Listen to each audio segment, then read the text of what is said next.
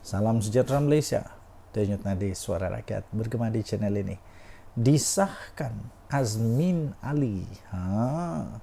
Disahkan Azmin Ali. Azmin Ali ini kalau kamu masih ingat, dia ini manusia yang telah menjadi salah seorang pelakon watak utama. Ini bukan watak tambahan. Ini bukan pelakon tambahan, ini bukan pelakon CP-CP, ini bukan hanya pemegang sepanduk bendera di dalam lakonan, tidak. Ini betul-betul watak utama, antara watak utama. Nah, beliau adalah antara watak utama yang telah menyebabkan kerajaan PH tumbang dulu kerana dia buat langkah Sheraton. Dia buat langkah Sheraton yang mengakibatkan kerajaan PH tumbang, yang menyebabkan permulaan kepada tebuk atap. Orang bilang waktu itu tebuk belakang lah, tebuk atap lah, pintu belakang lah, macam-macam lah. Nah, dialah antara watak utama di dalam menyebabkan bermulanya ketidakstabilan politik Malaysia paling pelik dalam sejarah. Itu mungkin saya punya pendapat lah. Kenapa pula? Sebab waktu itulah paling banyak Perdana Menteri dalam hanya satu penggal. Jadi itulah Azmin Ali. Azmin Ali kalah dalam kes dia, notis yang dia beri, bukti yang dia beri tidak memenuhi beban pembuktian yang diperlukan untuk membuktikan yang sebaliknya. Itu ayat-ayat daripada siapa? Daripada yang dikeluarkan dalam sidang Dun Selangor pada hari ini, yaitu pada 11 Julai 2024. Ini berlaku apabila kerusi Selat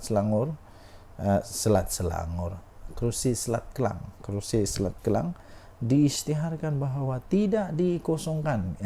Kekalahan teruk kepada Bersatu Azmin Ali. Adakah ini karma kepada Azmin Ali? Tiada kekosongan luar jangka. Kerusi Dun Selat Kelang yang disandang oleh Datuk Abdul Rashid Asari, Umum Speaker Dun Selangor, Lau Weng San. Kata Lau, pemberhentian keahlian untuk Adun Selat Kelang dalam Bersatu didapati sebagai satu pemecatan terancang di bawah operasi perkara LXVA 2/C Perlembagaan Negeri Selangor. Kata Lau Weng San, notis dan bukti dari Yang Berhormat Hulu Kelang, iaitu Datuk Seri Muhammad Azmin Ali, adalah tidak memenuhi beban pembuktian yang diperlukan untuk membuktikan yang sebaliknya. Dengan ini saya mengisytiharkan bahawa kerusi Dun Selat Kelang tidak dikosongkan, katanya pada sidang Dun Selangor pada hari ini. Bulan lepas, media telah melaporkan Azmin Ali telah pun menghantar notis pengosongan kerusi kepada Speaker Dun susulan pemecatan ahli keahlian Rashid daripada Bersatu. Ia susulan kerana tindakan Rashid yang juga bekas Ketua Pimpinan Bersatu Selangor mengisytiharkan sokongannya kepada kepimpinan Menteri Besar Selangor Datuk Seri Amiruddin Syari pada Mac yang lepas. Sementara itu Speaker berkata berdasarkan semakannya, termasuk dalam pasal 10 dan pasal 22 Perlembagaan Bersatu, menunjukkan tiada bukti dokumen yang membuktikan perlembagaan parti tersebut berkuat kuasa secara retrospektif, iaitu sebelum 1 April 2024. Tindakan Abdul Rashid menyokong kepimpinan Datuk Seri Amiruddin Syari dalam kempen pilihan raya kecil PRK Kuala Kubu Baru pada Mei lalu bukanlah satu maklumat pertama. Situasi ini adalah peristiwa yang berasal daripada kedudukannya pada 6 Mac yang lalu dan berlaku sebelum pindaan Perlembagaan Bersatu yang berkuat kuasa oleh pendaftar pertubuhan bertarikh 1 April lalu, katanya dalam kenyataan itu. Jadi dibuktikan, disahkan, memang kalah Azmin Ali kali ini. Sian Azmin Ali. Denyut Nadi Suara Rakyat bergema di channel ini. Jangan lupa untuk tekan butang subscribe, like dan share. Malaysia kita punya, cintai Malaysia aku, kita jaga kita. Tinggalkan komen anda. Kita jumpa lagi. Bye-bye. Salam sejahtera Malaysia. Denyut Nadi Suara Rakyat bergema di channel ini. Dulu cerita kes Altan Tuya memang sangat terkenal. Lepas itu sudah ada penyelesaian, muncul semula. Hari ini muncul semula cerita tentang Altan Tuya.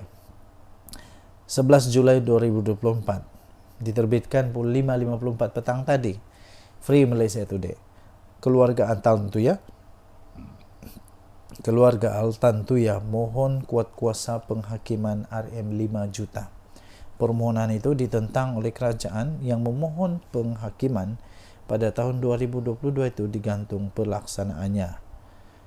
Keluarga Altan Tuya Saribu memohon penghakiman sebanyak 5 juta ringgit Malaysia dikuatkuasakan terhadap kerajaan yang didapati telah bertanggungjawab secara bersama dan berasingan dengan penganalisis politik iaitu Abdul Razak Baginda dan 2 lagi bekas anggota polis atas pembunuhan wanita itu pada 18 tahun yang lepas.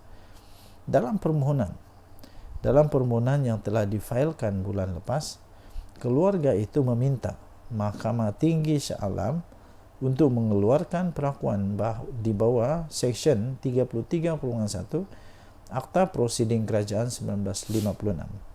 Mereka juga memohon untuk kerajaan membayar faedah sebanyak 4.25 juta lagi, jumlah terakruh sejak saman difailkan pada tahun 2007 dan kos RM25,000 seperti yang telah dianugerahkan oleh Hakim Perbicaraan Wazir Alam Maidin Merah pada 16 Disember 2022. Permohonan itu disokong oleh afidavit yang ditandatangani oleh Peguam Sanjit Kaur Deo. Sanjit berkata kerajaan memfailkan afidavit awal bulan ini untuk menentang permohonan itu. Kerajaan juga memfailkan permohonan menggantung pelaksanaan penghakiman sehingga permohonan penguatkuasaan selesai, katanya. Beliau berkata tindakan pelaksanaan ini juga akan dimulakan dengan Razak yang tidak memohon penggantungan penghakiman. Sanjit berkata ibu bapa Altan Tuya Saribu Setev dan Altan Setet Seg Sanja dan anaknya Mugun Sagai memfailkan permohonan itu kerana tiada kemajuan dalam perundingan penyelesaian dengan Putrajaya berhubung pembayaran jumlah yang perlu dibayar mengikut penghakiman. Kerajaan dan Razak mengaku menjalinkan hubungan dengan Altan Tuya, telah membuat rayuan terhadap kuantum dan liability. Sementara itu, keluarga Altan Tuya memfailkan rayuan balas untuk mendapatkan pampasan lebih tinggi. Altan Tuya telah ditembak di kepala di sebuah hutan di Puncak Alam sebelum mayatnya diletupkan pada tahun 2006 yang lalu. Bekas anggota polis Azilah Hadri dan Sirul Azhar Umar didapati bersalah dan dijatuhi hukuman mati atas pembunuhannya. Razak, bekas pembantu kepada Timbalan Perdana Menteri pada ketika itu, iaitu Najib Razak, didakwa telah bersubhat dengan Azilah dan Sirul tetapi dibebaskan tanpa dipanggil membela diri. Sirul yang dibebaskan daripada tahanan immigration di Australia pada tahun lepas kini menetap di Canberra dan Azilah banduan akhir di penjara Kajang tidak mencabar saman keluarga itu. Dalam penghakiman bertulisnya yang dikeluarkan pada minggu lepas, Wazir berkata beliau terpaksa menunggu inference bertentangan berhubung Razak selepas beliau memilih untuk tidak memberi keterangan secara bersumpah atau membayar saksi dalam prosiding saman itu.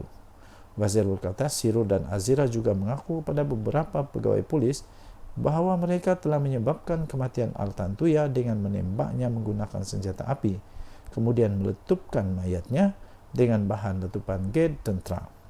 Beliau berkata, kelakuan Razak sebelum dan selepas kematian mangsa menimbulkan inference yang tidak dapat ditolak bahawa dia bersubahat dengan anggota-anggota polis tersebut. Katanya, Sirul dan Azilah tidak mempunyai alasan sendiri untuk membunuh Altan Tuya. Denyut Nadi, suara rakyat bergema di channel ini. Jangan lupa untuk tekan butang subscribe, like, dan share. Malaysia kita punya, cintai Malaysiaku, kita jaga kita. Sila tinggalkan komen anda. Kita jumpa lagi. Salam sejahtera Malaysia. Bye-bye. Salam sejahtera Malaysia. Giliran bersatu kena saman. Bersatu kena saman. Siapa yang saman? Orang dia sendiri, tahu. Bekas orang dia sendiri, orang kanan dia sendiri. Saman bersatu. Nah, inikah kehebatan bersatu? Suhaili menyaman bersatu. Dan mohon pengisytiharan bahawa pemecatan kepada beliau itu adalah tidak sah. Ahli Parlimen Labuan ini telah memfailkan saman itu menerusi Tuan Feroz Julian pada 1 Julai lepas di Mahkamah Tinggi Shah Alam. Ahli Parlimen Labuan Suhaili Abdul Rahman disahkan telah pun memfailkan saman terhadap bersatu bagi menuntut pengisytiharan bahawa pemecatan keahlian beliau daripada parti itu adalah tidak sah dan menyalahi undang-undang. Beliau memfailkan saman itu menerusi Tuan Feroz Julian 1 Julai lepas di Mahkamah Tinggi Shah Alam dan menamakan Muhammad Suhaimi Yahya sebagai defendant. Nasib baik bukan Mehdi Yassin. Ialah apa kena mengena dengan Mehdi Yassin pula kan. Pernyataan tuntutan Suhaili itu beliau menyebut pada 2 November tahun 2023 Lembaga Berdisiplin Bersatu telah pun mengemukakan surat memaklumkan pertuduhan telah dibuat terhadap beliau atas dakwaan beliau telah melanggar artikel 22.1(f) dalam perlembagaan parti. Beliau berkata, surat itu memaklumkan bahawa satu laporan telah dibuat berhubung kenyataan akhbarnya yang menyokong Perdana Menteri Datuk Seri Anwar Ibrahim. Suhaili berkata pada 3 November tahun 2023, beliau telah menulis surat pun kepada lembaga disiplin untuk menjelaskan bahawa kenyataan itu dibuat kerana kegagalan parti untuk menyediakan dana untuk membantu rakyat di Labuan.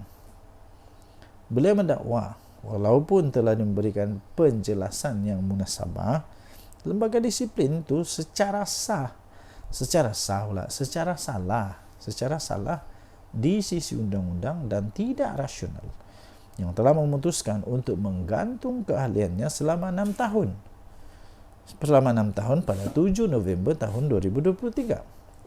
Susulan daripada itu, Suhaili berkata beliau menyaman parti itu melalui Setiausaha Agung Bersatu sendiri Hamzah Zainuddin di Mahkamah Tinggi Kota Kinabalu pada 19 Disember tahun 2023. Namun kes tersebut telah dibatalkan selepas mahkamah berkenaan memutuskan ianya perlu difailkan di Mahkamah Tinggi Malaya.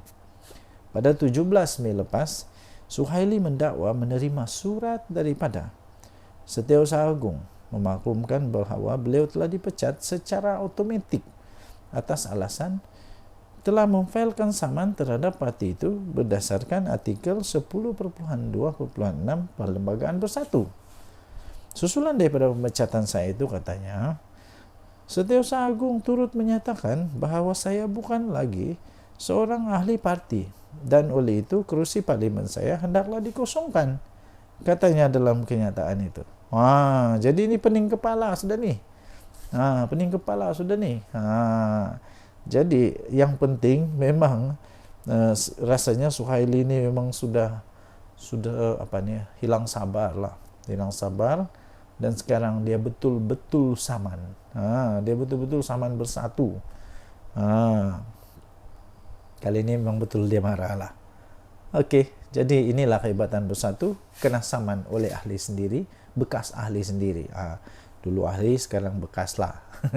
Denyut Nadi, suara rakyat bergema di channel ini. Bye-bye. Salam sejahtera Malaysia. Denyut Nadi, suara rakyat bergema di channel ini. Kalau saya bagi satu teka-teki, Mungkin semua orang tahu. Salah satu Malaysia tahulah siapakah manusia di Malaysia ini yang dulu pernah kena saman fitnah, kalah. Lepas itu dia pergilah minta derma, minta tolong supaya dia dapat bayar saman. Siapa dia? Saya bagi clue sikit lah. Dianya bekas UMNO. Lepas tu tiba-tiba sekarang entah apa kejadiannya, dia pula sekarang macam jadi musuh besar UMNO. Siapa dia? Papa Gomo lah. Siapa lagi? Papa Gomo sekarang nih memang bermasalah besar. Dia boleh berhadapan dengan penjara atau penjara. Dia boleh dipenjara berapa tahun? Penjara 3 tahun maksimum. Dia boleh dipenjara 3 tahun. Kesian Papa Gomo. Kalau Papa Gomo yang sekarang nih 41 tahun. Aku baru tahu rupanya aku lebih tua dari Papa Gomo. Muda lagi rupanya manusia nih, baru 41 tahun. Saya nih dah dekat 50 tahun. Wah, rupanya muda lagi Papa Gomo nih. Papa Gomo tidak fikir panjang kan tentang masa depan dia. Kalau dia kena penjara 3 tahun, dia sudah ada rekod jenayah sebagai banduan. Papa Gomo memang dia boleh dipenjara 3 tahun maksimum atau denda RM5.000 atau kedua-duanya jika sabit kesalahan. Silap-silap sudahlah kena penjara 3 tahun, kena denda lagi RM5.000. Kenapa? Kerana Papa Gomo telah didakwa dengan dakwaan apa? Apa itu? Papa Gomo telah menghasut berkaitan dengan isu pemilik KK Supermart dan N Superstores Sdn Bhd terhadap Sultan Ibrahim, yang menghadap Sultan Ibrahim. Kita tahu ceritanya. Dulu ada satu isu itu jadi isu yang panas, isu yang menjadi akhirnya sangat-sangat panas. Akhirnya yang di Pertuan Agong campur rasanya di Pertuan Agong terpaksa untuk dirayu oleh pemilik KK Supermart and Superstores Sdn Bhd ini untuk dia minta ampun, merafak sembah minta ampun. Yalah, takkanlah pemilik KK Supermart ni jumpa dia orang pula, takkan dia jumpa Papa Gomo pula, mestilah dia minta ampun, minta maaf kepada wakil tertinggi agama Islam Malaysia, iaitu di Pertuan Agong. Jadi kerana itu dia itu Papa Gomo didakwa menerbitkan kenyataan yang bersifat menghasut. Hairan jugalah, Papa Gomo kena. Lepas itu siapa lagi? Cikgu Brad pun kena. Siapa lagi? Entahlah siapa lagi lepas ni. Jadi anda rasa adakah Papa Gomo akan menang atau kalah? Kalau dia menang, macam mana dia boleh menang? Kalau dia kalah, kenapa dia kalah? Kalau dia kalah, yalah, kalau dia kalah dan kena denda RM5.000, mungkin Papa Gomo hanya senyum-senyum je, senangnya RM5.000. Tapi kalau kena penjara, ambil kau akan jadi ada rekod jenayah sebagai banduan. Mungkin banduan Papa Gomo jadi banduan apa tu? Banduan hebat VIP. Dapat makan roti percuma. Denyut nadi suara rakyat bergema di channel ini. Jangan lupa tekan butang subscribe, like dan share. Bye-bye. Salam sejahtera Malaysia. Denyut nadi suara rakyat bergema di channel ini. Apa pula perkembangan terkini untuk Cikgu Bard yang memang terkenal sekarang ini kerana beliau dapat pelbagai cara untuk diperkenalkan. Okey, jadi banyaklah cara untuk saya perkenalkan dia, tapi salah satunya cara untuk kita mengenal dia ialah yang sekarang ini dihadapkan ke mahkamah kerana kes menghasut. Dalam banyak-banyak cara untuk kita memperkenalkan diri kepada orang, paling tak seronok adalah yang diperkenalkan kerana ada kes mahkamah. Tapi apa boleh buat, itulah realiti dia. Ini perkembangan terbaru untuk kes hasutan. Kes hasutan Cikgu Bard 26 November ini. Badrul Hisham Saharin berdepan pertuduhan menghasut yang akan merosakkan nama baik yang di-Pertuan Agong Sultan Ibrahim di Facebook. Paling hebat lah, ini pengenalan paling hebat. Sudahlah kalau diperkenalkan Cikgu Bard yang didakwa di mahkamah kerana menghasut. Paling hebat lagi, tahu tak siapa? Kamu tahukah siapa yang dia hasut? Yang dia cuba untuk hasut, yang dia didakwa cuba untuk hasut adalah yang di Pertuan Agong. Macam mana lah ada manusia begini ni. Tapi masih belum ada keputusan. Cuma pada 26 November ini kita dengarlah perbicaraan kes Badrul Hisham atau Cikgu Bard yang berdepan pertuduhan telah menghasut yang akan merosakkan nama baik siapa? Yang di Pertuan Agong. Hairan jugalah, sejak kebelakangan ni banyak sungguh manusia di Malaysia ni yang memang seolah-olah sudah lupa. Sudah lupa bahawa kita menganggap raja-raja kita ni berdaulat. Tapi sekarang bukan main lagi. Siap ada kena dakwa hasutan, menghasut di Pertuan Agong lagi di mahkamah. Siapa dia? Cikgu Bard yang menghasut di Pertuan Agong, yang boleh menyebabkan merosakkan nama baik yang di Pertuan Agong Sultan Ibrahim di laman Facebook miliknya yang bermula 26 November di Mahkamah Seksyen pada hari ini. Pada pendapat anda, bolehkah Cikgu Bard kalahkan mahkamah? Bolehkah Cikgu Bard menang dalam kes hasutan ini? Ingat, yang dia mau lawan ini bukan calang-calang. Yang dia hasut ini bukan orang kampung saya. Ini yang dihasut yang di Pertuan Agong. Jadi yang hakim nanti ni, Hakim Siti Aminah Ghazali menetapkan tarikh perbicaraan 26 dan 27 November selepas timbalan pendakwa raya Kalmiza Saleh memaklumkan pihaknya telah menyerahkan dokumen berkaitan kes itu kepada pembelaan. Jadi apakah yang dia bakal hadapi Badrul Hisham, Cikgu Bard sekarang 45 tahun ini disiasat apa itu menghasut lepas mengikut perenggan, boleh dihukum di bawah Seksyen 4/1 akta yang sama, iaitu Akta Hasutan 1948, yang membawa hukuman maksimum penjara 3 tahun. 3 tahun. Maksimum penjara 3 tahun atau denda RM5,000 atau kedua-duanya jika sabit kesalahan. Bertambah lagi lah koleksi nanti. Beliau juga berdepan pertuduhan mengeluarkan fitnah. Dua nih. Fitnah, kenyataan fitnah yang merosakkan nama baik yang di Pertuan Agong. Jadi dia boleh, untuk fitnah ini dia boleh dihukum penjara maksimum 2 tahun atau denda atau kedua-duanya sekali jika sabit kesalahan. Tuan-tuan dan puan-puan yang dihormati sekalian, apakah nasib Cikgu Bard ini? Terlajak perahu boleh diundur, terlajak kata badan binasa. Masalahnya yang dilajak ini bukan calang-calang, bukan orang biasa. Ini yang kita junjung tinggi nih, raja kita, apalagi yang di Pertuan Agong pula tuh. Denyut Nadi Suara Rakyat bergema di channel ini. Jangan lupa tinggalkan komen anda. Apa pendapat anda? Adakah Cikgu Bard ini akan masuk penjara atau tidak? Kita tengoklah nanti. Bye.